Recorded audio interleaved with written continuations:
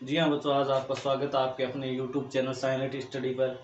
और आज हम बात करने वाले हैं प्रमुख अक्षांश रेखाओं और देशांतर रेखाओं की। हमने पिछले वीडियो में बात की थी अक्षांश और देशांतर रेखाओं के बारे में, और अब जो प्रमुख अक्षांश और देशांतर रेखाएं उनके बारे में हम बात करने वाले हैं।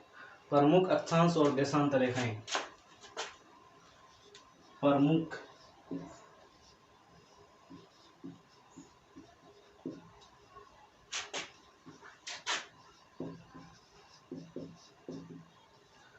पहले हम बात करेंगे प्रमुख अक्षांश रेखाओं की। प्रमुख अक्षांश रेखाएं कौन कौन सी है, कितनी होती है, इनके बारे में बात करेंगे। उसके बाद हम देशांतर की बात करेंगे। आपको इस वीडियो के अंदर पूरा बना रहना है, जिससे आपको कि प्रमुख अक्षांश और देशांतर रेखाओं की पूरी जानकारी हो। इस वीडियो को देखने के बाद आपको किसी भी तरह का कन्फ्यूजन होगा, और आपको भूगोल के अध्ययन के लिए ये वीडियो बहुत ही अत्यंत महत्वपूर्ण। इस वीडियो के बाद आप भूगोल को आराम से समझ सकते हैं। अगर इस चीज़ को आपने नहीं समझा है तो भूगोल आपको समझने में बहुत ही कठिनाई होगी, इसलिए आप सर्वप्रथम इस टॉपिक को समझिए। प्रमुख अक्षांश रेखाएं कितनी हैं, क्या है, कितने प्रकार की, उसके बाद ग्लोब पर कैसे खींची हुई है, उसके बारे में हम आज जानेंगे इस वीडियो के अंदर। तो प्रमुख अक्षांश रेखाएं कितनी हैं? तो प्रमुख अक्षांश रेखाएं आपके 5 है।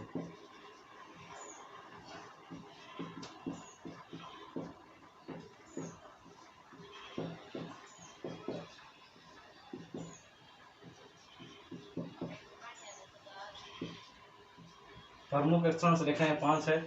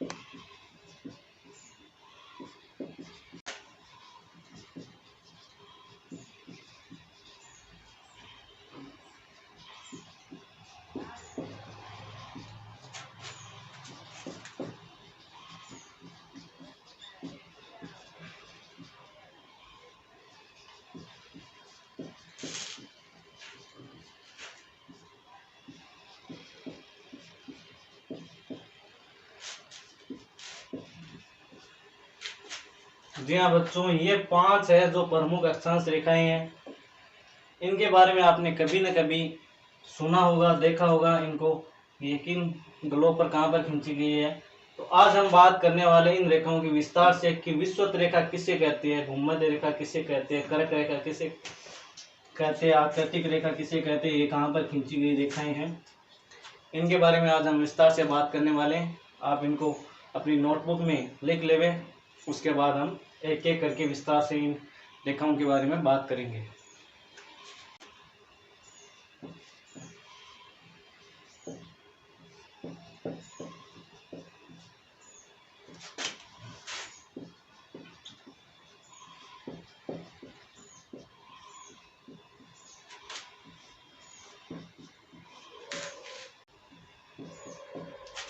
अब हम बात करने वाले हैं बच्चों विषुवत रेखा और भूमध्य रेखा की। तो विषुवत रेखा और भूमध्य रेखा किसे कहते हैं? तो आपको लिखना है यह रेखा 0 डिग्री अक्षांशों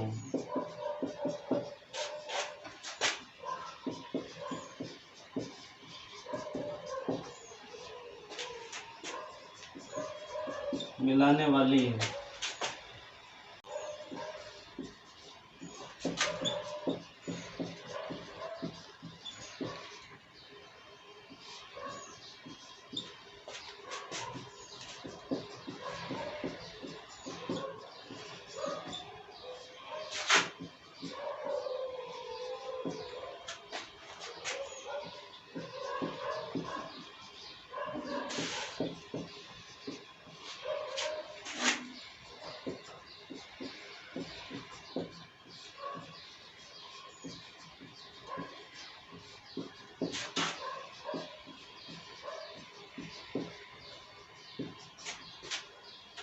यह रेखा 0 डिग्री अक्षांशों को मिलाने वाली पूर्व से पश्चिम की ओर खींची गई काल्पनिक रेखा है।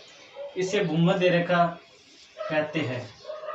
इसे भूमध्य रेखा कहते हैं। इस चीज को आप लिख लो। बाद में अंत में आपको ग्लोब के अंदर पूरी की पूरी रेखाएं वो दर्शा के बता दूंगा कि ये इस तरह खींची गई है। इनके बारे में पहले आप इस चीज को लिखो। अब मैं बात करने वाला 2 नंबर, कर्क रेखा।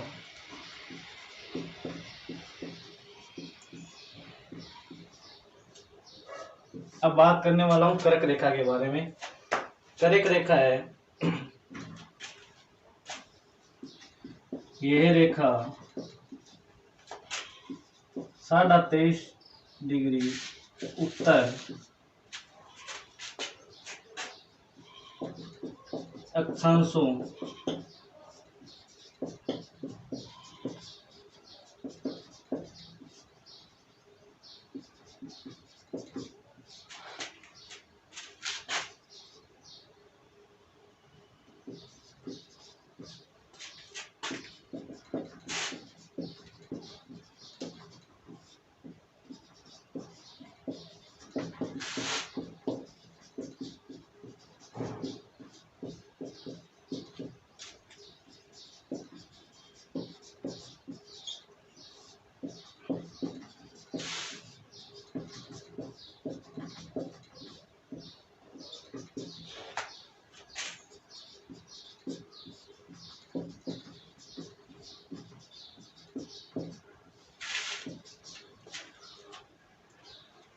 कर्क रेखा, यह रेखा 23.5 डिग्री उत्तरी अक्षांशों को मिलाने वाली पूर्व से पश्चिम की ओर खींची गई काल्पनिक रेखाएं हैं।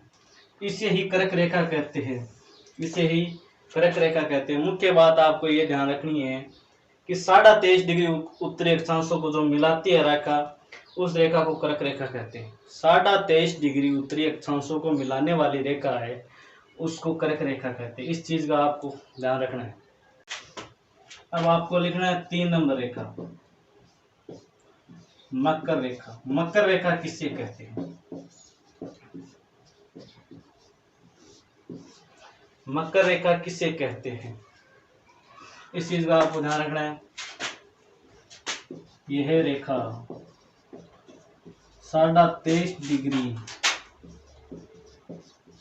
दक्षिणी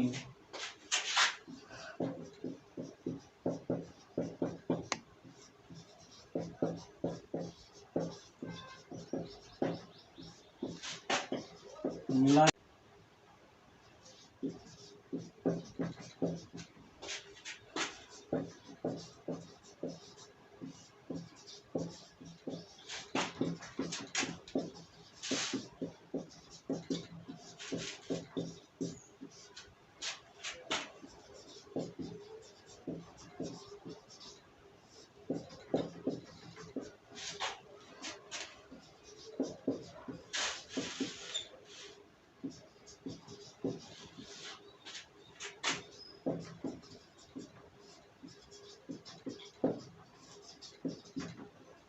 जी हाँ बच्चों, मकर रेखा, ये है रेखा मकर रेखा है जो 23.5 डिग्री दक्षिणी अक्षांशों को मिलाने वाली पूर्व से पश्चिम की ओर खींची गई काल्पनिक रेखा है। खींची गई काल्पनिक रेखा है, इसे ही मकर रेखा कहते हैं। इसे ही मकर रेखा कहते हैं।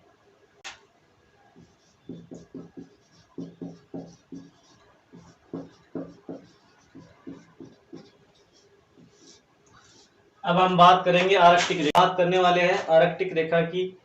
आर्कटिक रेखा किसे कहते हैं, ये कितने डिग्री पर खींची जाती है, ग्लोब पर कहाँ खींची जाती है, इसके बारे में हम बात करेंगे। फिर ग्लोब में दर्शा के पूरी रेखाओं को विस्तार से बताऊंगा। पहले आपको रेखाएं किसे कहते हैं, रेखाएं कितने डिग्री पर खींची, इस चीज की आपको जानकारी होनी चाहिए। उसके बाद में मैं बताने वाला हूँ आर्कटिक रेखा।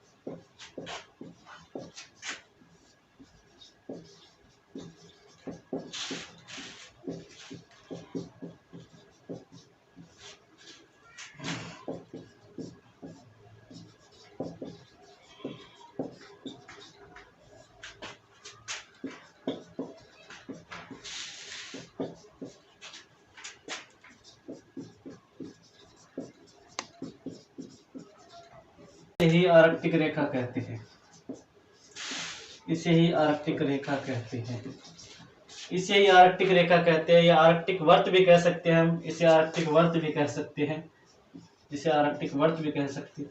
वर्त इसलिए कहते हैं कि ग्लोब के जो चारों ओर है वो वर्त की तरह बनाया जाता है, रेखा ये चारों ओर पूर्ण वर्त बनाती है, इसलिए इसे आरक्तिक वर्त या आरक्तिक रेखाएं भी कहती है। अक्षांश रेखाओं को वर्त भी कहते हैं क्योंकि ये पूर्ण वर्त बना। बात करने वाले अंटार्कटिका रेखा की। अंटार्कटिका रेखा है जो दक्षिण में खींची गई रेखा है ग्लोब पर, और इन रेखाओं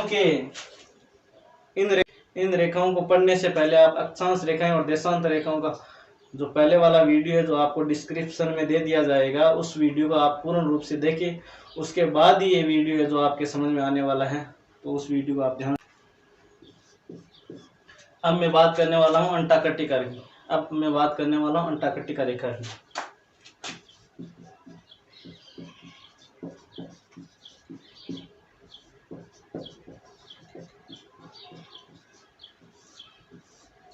जी हाँ बच्चों, आज हम अब बात करूंगा अंटार्कटिका रेखा की।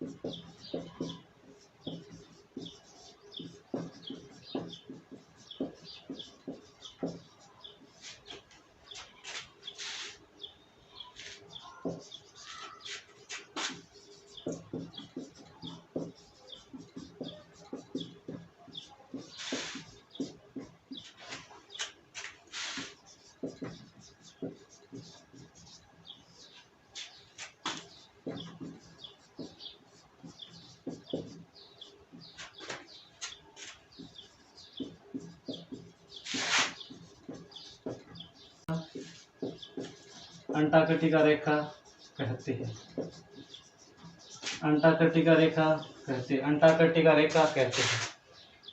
यह रेखा 66.5 डिग्री दक्षिणी अक्षांशों को मिलाने वाली पूर्व से पश्चिम की ओर खींची गई काल्पनिक रेखा को अंटार्कटिका रेखा कहते हैं।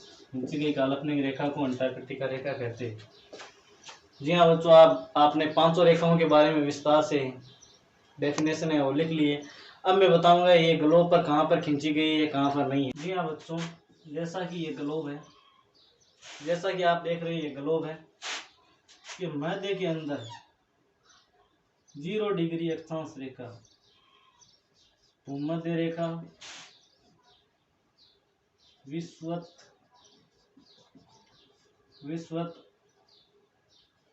0 डिग्री अक्षांश रेखा। इस रेखा के 3 नाम हैं।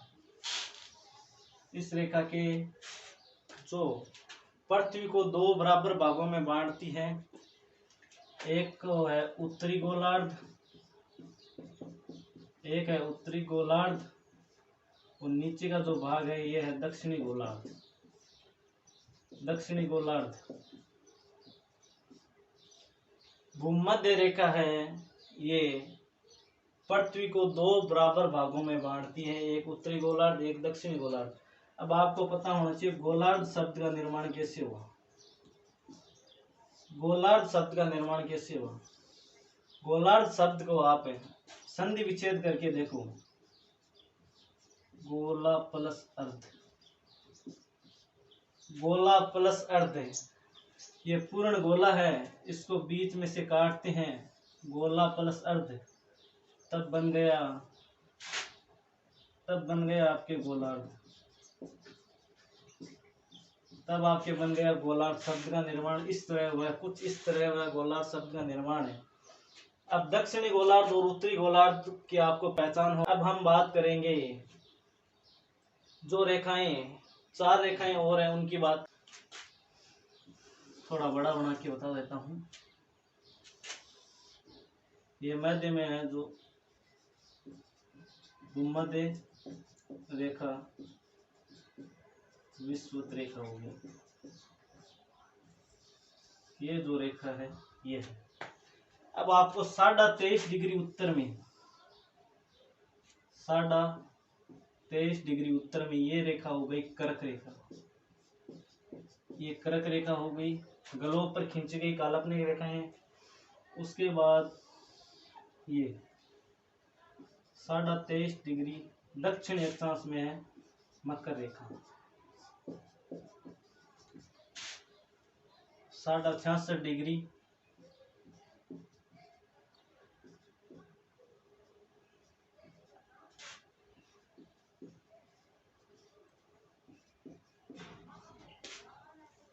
ये है आकृतिक वर्त। आकृतिक वर्त या रेखा आप बोल सकते हैं, क्योंकि ये वर्त पूरा है ना ग्लोब के चारों ओर घूमता, तो इसलिए आप इसको वर्त भी कहते हैं। ये हो गया अंटार्कटिका वर्त। अंटार्कटिका वर्त, ये जो रेखाएं हैं ग्लोब पर कुछ इस तरह खींची गई है। आकृतिक वर्त 66.5, कर्क रेखा 23.5 उत्तर 23.5 उत्तरी गोलार्ध में। ये उत्तरी गोलार्ध और दक्षिणी गोलार्ध का आपको विशेष तौर से ध्यान रखना है। उत्तरी गोलार्ध है वो उत्तर में ऊपर है, उत्तरी का मतलब हो गया ऊपर, और दक्षिणी का मतलब हो गया आपके नीचे। दक्षिणी गोलार्ध, दक्षिणी गोलार्ध, दक्षिणी गोलार्ध नीचे का जो है गोलार्ध दक्षिणी गोलार्ध है, ऊपर का जो गोलार्ध है उत्तरी गोलार्ध है। ये हो गई आपके 5 रेखाएं, और इनके बीच की जो दूरी है ये समान अंतर है। ये जो दूरी है ये समान अंतर दूरी है, न कि कम और ज्यादा है, ये समान अंतर है। ये जो दूरी है समान अंतर वाली दूरी है। जी हाँ बच्चों, अब आपको अगर पूरा समझ में आ गया है तो आप अपनी कॉपी के अंदर इस तरह का ग्लोब बना लेवे। इस तरह का ग्लोब है वो बना लेवे, जिससे कि आपको चित्र से समझने में बहुत ही लाभदायक। तो अब हम समझेंगे देशांतर रेखाएं, कितनी देशांतर रेखाएं जो प्रमुख है, और उनके बारे में हम विस्तार से चर्चा करेंगे। देशांतर रेखाओं के बारे में, देशांतर रेखाएं कौन कौन सी है जो प्रमुख है।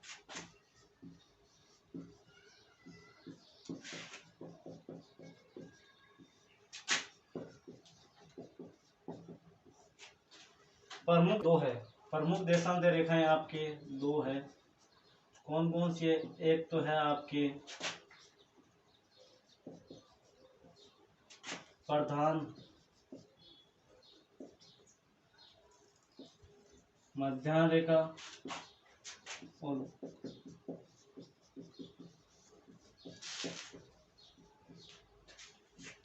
एक तो ये हो गई प्रधान मध्याह्न रेखा एवं समय रेखा भी बोलते हैं इसको, ग्रीनविच रेखा भी बोलते हैं इसको, समय रेखा भी बोलते हैं, मानक समय रेखा भी बोलते हैं इस रेखा को। एक हो गई आपके तिथि रेखा।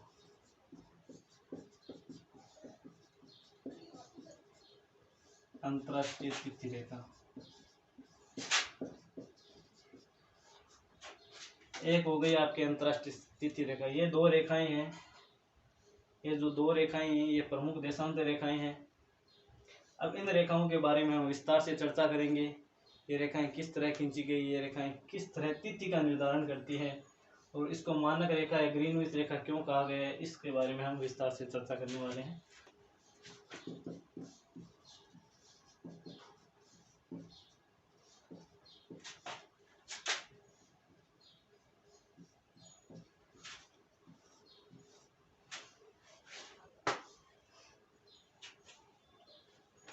प्रधान मध्याह्न रेखा, ये रेखा है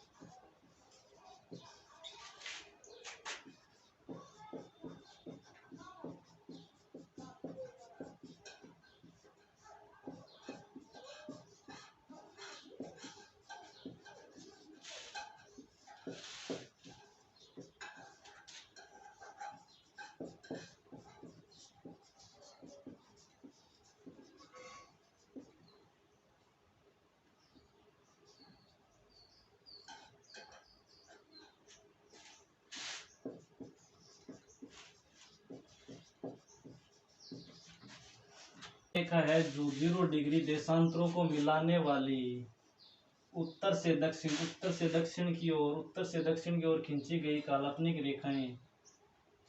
रेखाओं को प्रधान मध्य रेखा भी कहते हैं और इस रेखा को मानक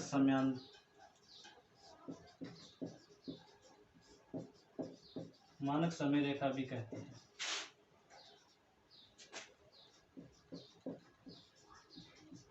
और ग्रीनविच रेखा भी कहते हैं।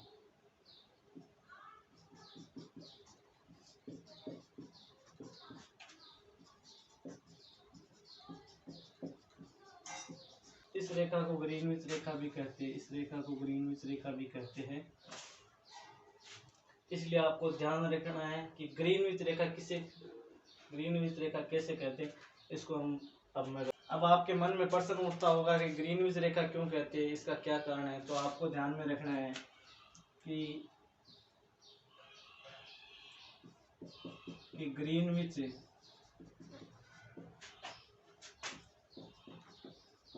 इसलिए कहते हैं कि यह रेखा इंग्लैंड के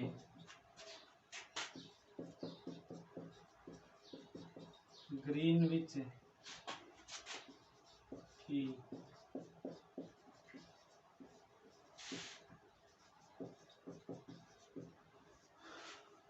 रॉयल वेधशाला से गुजरती है, तो इसे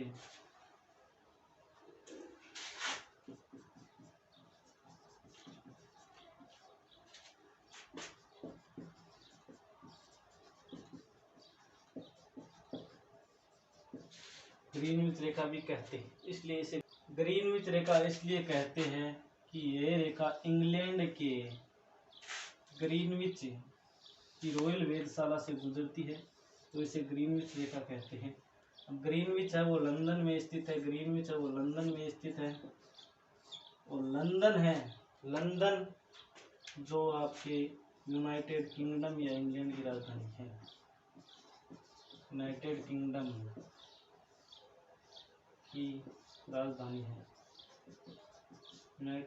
की राजधानी है लंदन। और लंदन है जो थेम्स नदी के किनारे बसा हुआ है। लंदन है वो थेम्स नदी के किनारे बसा हुआ है।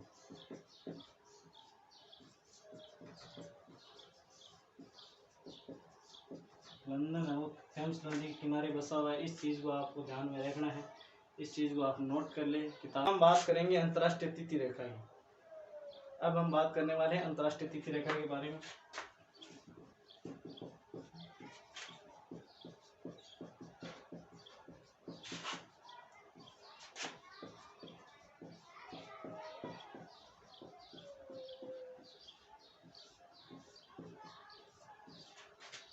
अंतर्राष्ट्रीय तिथि रेखा, अंतर्राष्ट्रीय तिथि रेखा को पूर्व से पश्चिम की ओर पार करने पर जो तिथि है वो बदल जाती है।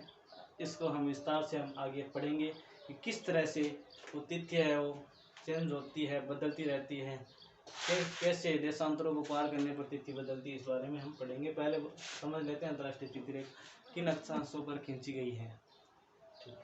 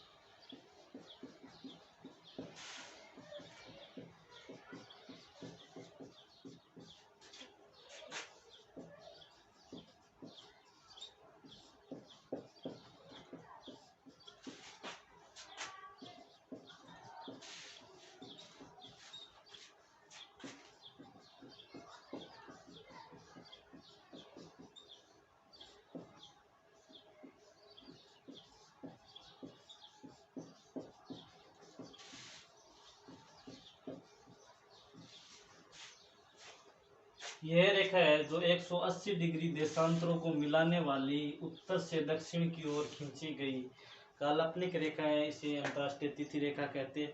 अब अंतर्राष्ट्रीय तिथि रेखा में हम समझेंगे कि तिथि किस तरह चेंज होती है और किस तरह से देशांतरों को समय है वो किस तरह से बढ़ता जाता है, और मानक रेखा के बारे में हम विस्तार से बात करने वाले। अब ये आपके ग्लोब है, इस पर जो 0 डिग्री है, 0 डिग्री देशांतर रेखा, 0 डिग्री जो देशांतर रेखा है, इसको प्रधान मध्य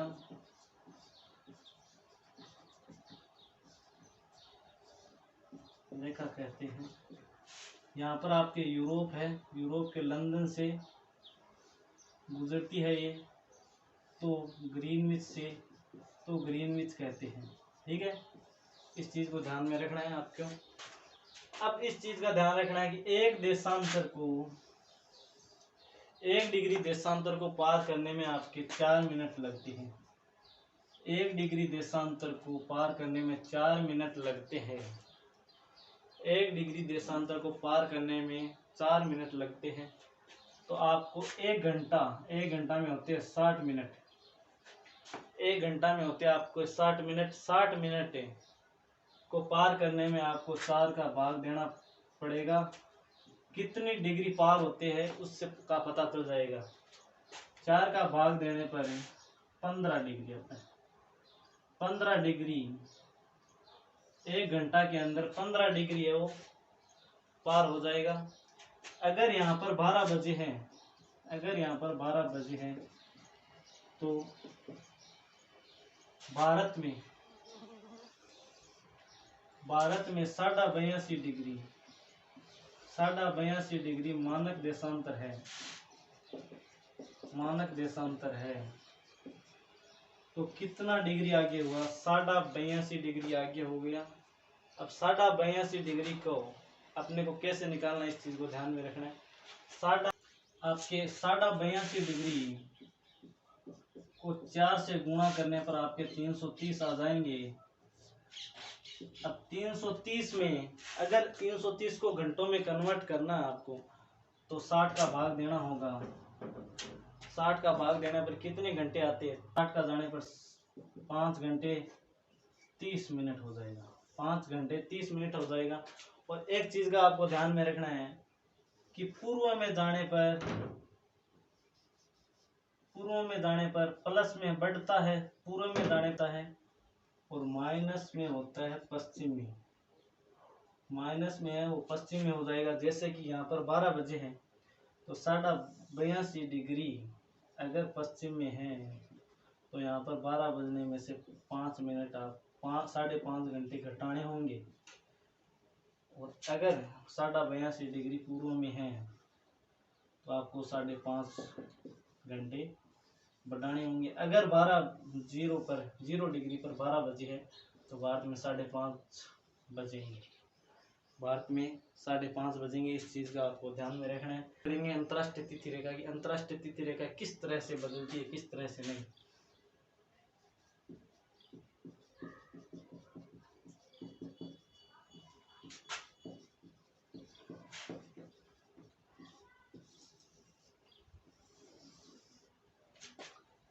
अंतर्राष्ट्रीय तिथि रेखा है वो 180 डिग्री प्रशांत महासागर में कुछ इस तरह खींची गई है।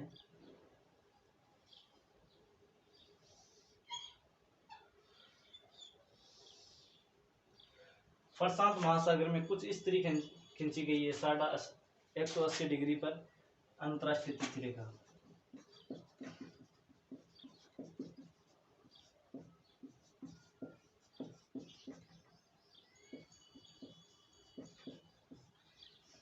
ये रेखा प्रशांत महासागर में है। यहाँ बेरिंग जल संधि से होते हुए ये द्वीपों की वजह से आंटिक टेढ़ी खींची गई द्वीपों को वजह से। अब आपको ध्यान रखना है, पृथ्वी घूमती है पश्चिम से पूर्व, पृथ्वी घूमती है पश्चिम से पूर्व है। तो आपको अगर एक तिथि बढ़ना है तो आपको पूर्व से पश्चिम की ओर जाना होगा। अगर पूर्व से पश्चिम की ओर इस तिथि को अपन पार करते हैं तो एक तिथि बढ़ जाती है, तिथि बढ़ जाती है, तिथि बढ़ जाती है। जैसे हम आज 23 अप्रैल से हैं और इस तिथि को पार करते हैं तो यहाँ पर 24 अप्रैल होगी। इस बात का ध्यान रखना है। अंतर्राष्ट्रीय तिथि रेखा के बारे में आपको ज्ञान हो गया होगा, किस तरह से खींची गई है अंतर्राष्ट्रीय तिथि रेखा। ग्लोब पर देशांतरों को 180 डिग्री देशांतरों को मिलाती है।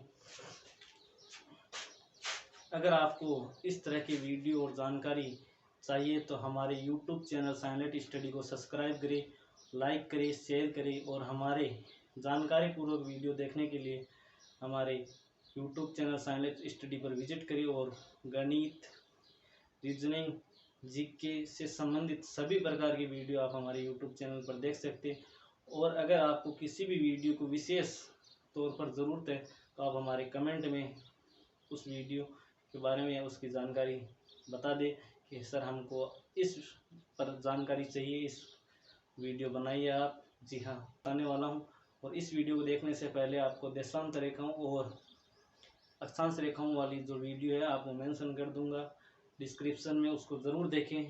धन्यवाद।